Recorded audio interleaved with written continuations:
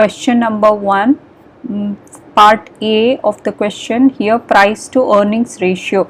So we are supposed to calculate all the investment ratio. Earlier we had calculated these three: dividend per share, dividend yield and earnings per ordinary share.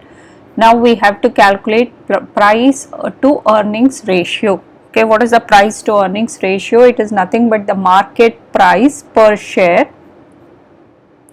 divided by earnings per share. Now we know the market price, so that is 1.6 pounds.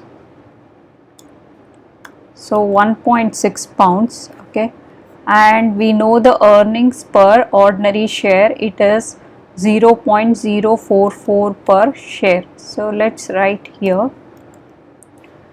So that is going to be equal to 1.6 divided by 0.044, that is going to be equal to 36. Okay, 36, that is going to be equal to 36 6 per times